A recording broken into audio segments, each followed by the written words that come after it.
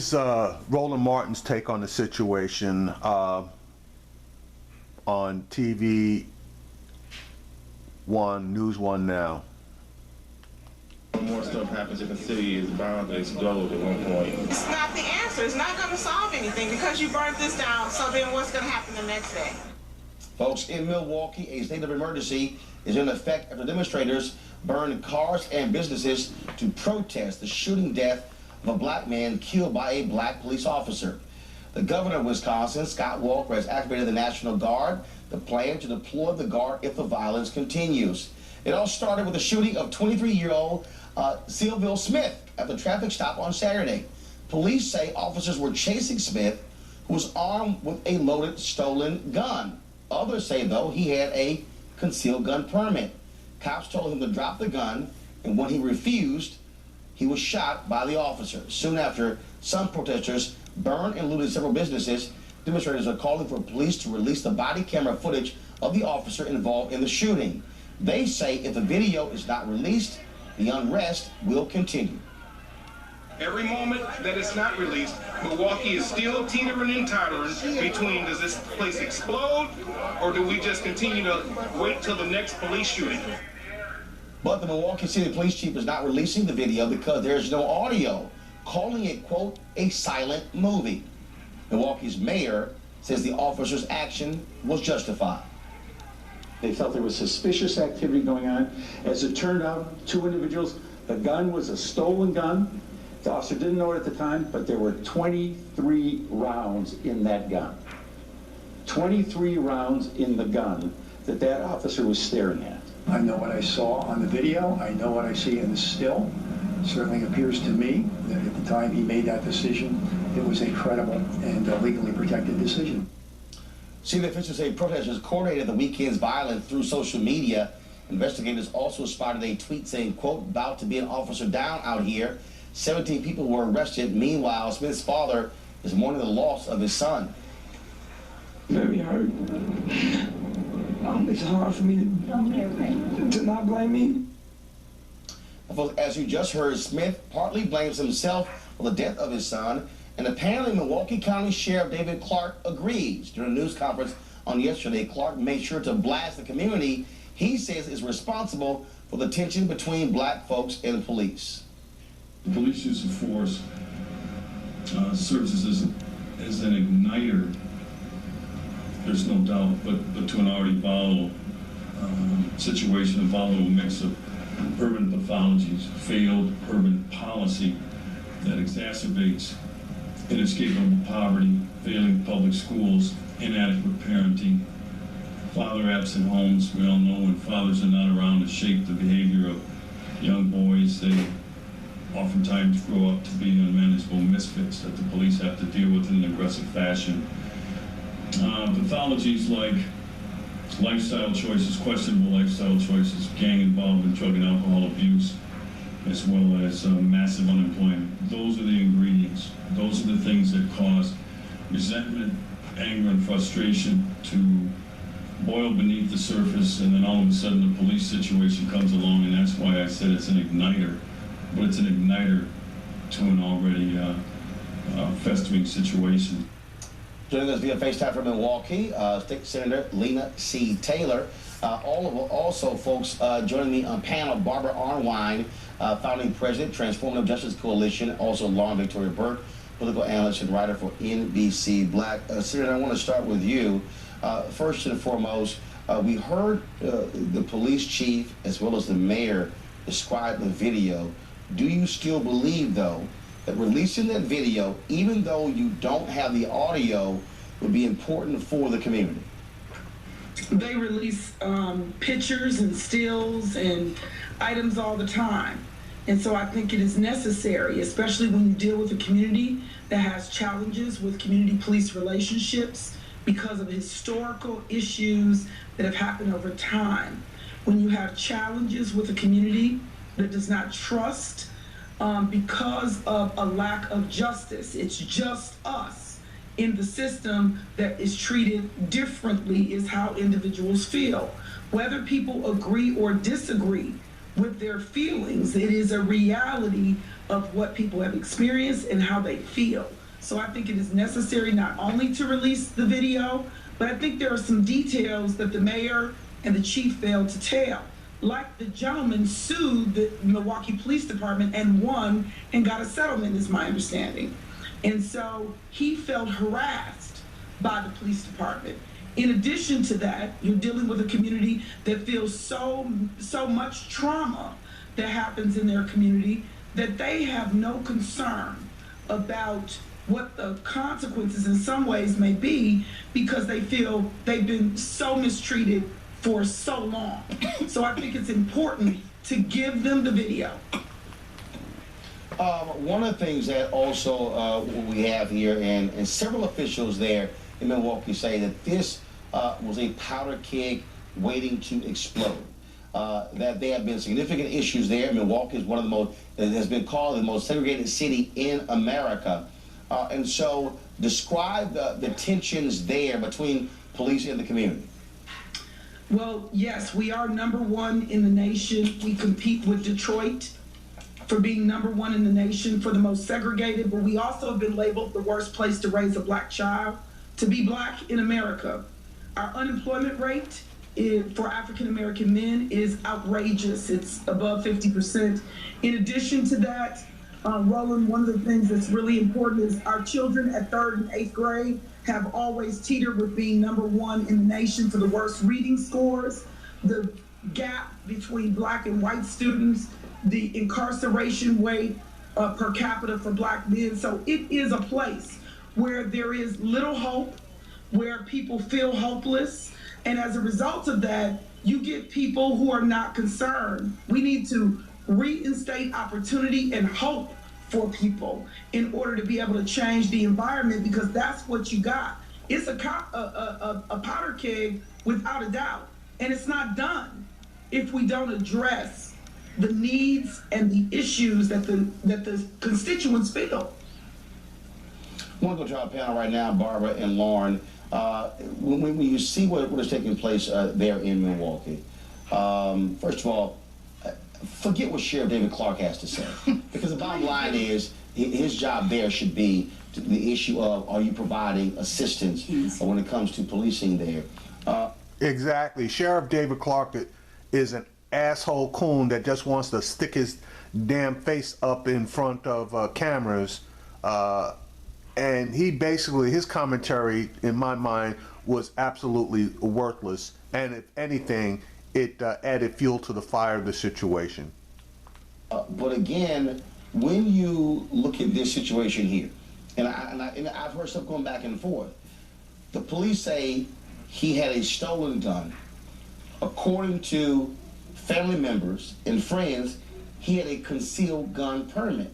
Now, this is what I'm trying to understand. The mayor is describing him having 23 bullets in a gun. Well, if you had a gun permit, doesn't matter. You would have bullets in the gun. Right, all that's fine. The thing is, just release the tape so we can all see what's going on. This idea that you want to dictate to us what you see on the video and we're supposed to just believe you carte blanche is nonsense. Put it out. I'm going to come back to the video. Come on. But the reason I want to stay on the gun is because this is what happens. In these cases, police and city officials come out and say it was an armed gunman. Right. Okay, but if he has a concealed gun permit, that is not reason to kill somebody. That's true, but but we're conflating things now, because if he is in possession of a stolen gun, he's got a big problem, okay? And that concealed carry permit is not going to cover him for being in possession of a stolen gun. So now we're starting to mix apples and oranges. So I'm not sure where Roland is going here. A concealed carry permit is no license to be in possession of a stolen gun. But now I'm back to my original premise, which is, was the stolen gun really his, or is it a possibility that that gun was planted after this went down? Okay, we got to see the video. That he has the permit? Again, what I'm saying is, That's the a fact. police are It's my saying, understanding. Senator, go ahead. It's my understanding, according to the family, that he did have a permit. It's also my understanding that false information was put out about his prior record. Yeah, that false information that was put out by Sheriff David Clark Jr. All right, because I just went and did a search on his record, and like I said, the only thing I came up with is the fact that he had a misdemeanor conviction. Yes, he was arrested. Yes, he was charged with various things, but all the other charges were dismissed. So it is quite possible that he had a concealed carry permit if he only had a misdemeanor conviction. So there's a lot of smoke being thrown out here, and we're right back to where we started. Where's the video? And I want to know why the audio wasn't working as well, but where's the video? And tried to make it seem like stack the deck in the exact way that you're saying, Roland. And in addition to that, when you have individuals in a community that have pushed back on the police department and won their case, like this gentleman, this also complicates things. Absolutely. And we know that police will retaliate. I mean, that's not an uncommon scenario. And listen, I just spent this entire weekend reading the Baltimore report. And remember what happened right after the Freddie Gray Crow uprising?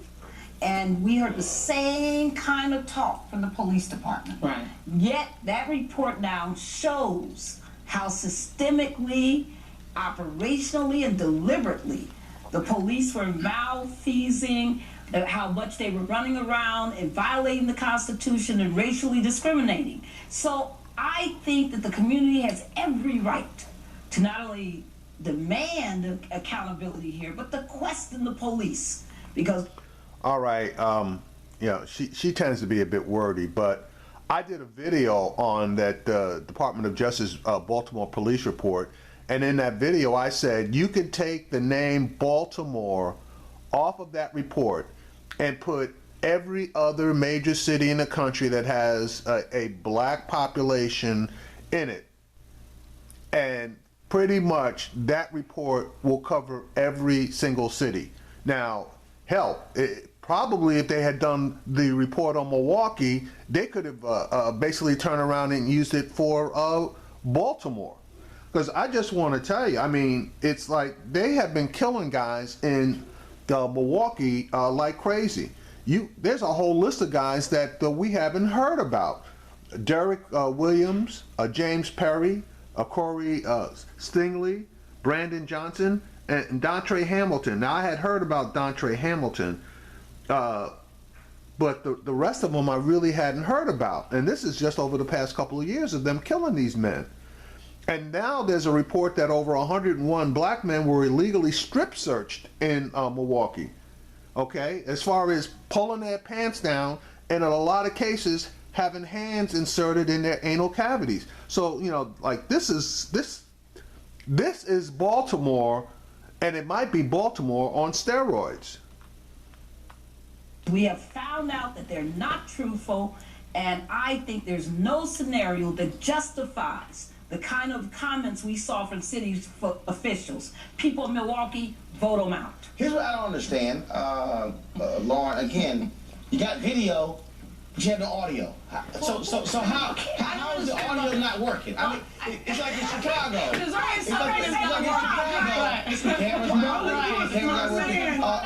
Senator, hold on 1 second, Lauren, go ahead. Anytime you put the actual authority in charge of the oversight, there's going to be a problem, whether it's Congress or police or anybody else. So obviously the police here are in charge of their own oversight, and as we've seen many times, they're not very good at it. I really don't care whether or not there's no audio. I'm wondering why they're holding back the video. I mean, it's like, put the video out. If the cop is so right, they should have no problem putting the video out. But Senator, the reason I care about the audio is because, again, I'm seeing what game recognized game, and what I'm seeing here is a push by the community to have body cameras. Now all of a sudden we get body cameras, and in an increasing number of cases, oh, it wasn't working. So the cameras weren't working. Oh, now the video was working, but the audio is not working. You know, and we hear examples out of Chicago, not far from Milwaukee, where people are saying that cops are purposely breaking antennas so stuff doesn't work. Absolutely. And so even when you fight for the body cameras, they still are playing this game. That's right. Senator? I wanted to say that we have examples here where the cameras or the process has not worked appropriately. Everything from more recently when there was a shooting of another gentleman who had a CCW permit who was killed by one of the suburban police departments, a police officer, also black, potentially is my understanding, officer that killed a black man. The video, you know, footage didn't start in time, didn't have the other encounter. You know, my own son was stopped for carrying a turkey to a neighbor, and they were very willing to release the body cam then. There was not enough audio to talk about the beginning portions of what happened. So I say that to say, you know, that's just like Roland said, that's just gang. All right, her son being accosted for carrying a turkey, that one made national news, and that's kind of how her name came to my attention, because that was ridiculous. The cops were claiming that a goddamn turkey was a deadly weapon.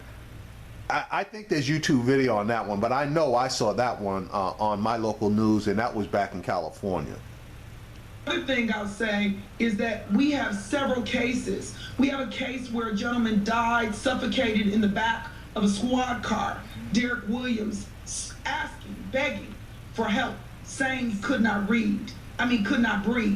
In addition, we have individuals who have died in other scenarios like what has happened around the nation. So this is why the community has the amount of concern that they do, because this isn't new. This has been a constant problem. And we've not dealt with de-escalation training, as I have asked the mayor for years. He has dismissed the request. De-escalation training is necessary. Cultural competency training is not being done consistently. And candidly, we need mental health issues done, not just for them knowing how to deal with the constituents, right, but how to deal with their own stuff. Well, the biggest issue for me is this here. Do we have all the details in this case? No. Do we know if this young man was involved in anything illegal? No. What we do know is that when you're African American, and even when you have a concealed gun permit, when the officials come out and say, well, you were carrying a weapon, that's the point of having a concealed gun permit, for you to be able to carry a weapon. And so, unfortunately, it seems to be a double standard. When black folks have it, others don't. Senator, we appreciate it. Thanks a lot. All right, and I did a video about concealed carry, and basically I said concealed carry or even open carry, which is now the law in Texas, is for everybody but black people. And I pointed out the fact that if you're black and you have a concealed carry, and you're allowed to open carry now in Texas based on that concealed carry permit, in my opinion, you're taking your life in your hands if you open carry, because they're not going to want to assume that you're legal. They're going to want to assume that you're illegal, shoot first, and ask questions later. Now, that doesn't have a lot to do with this particular situation, but it does play into the mindset as far as I'm concerned. Thank you so much. What's coming up, we'll talk about the hail. All right, so that's the end of that portion. I'm going to post this as soon as possible.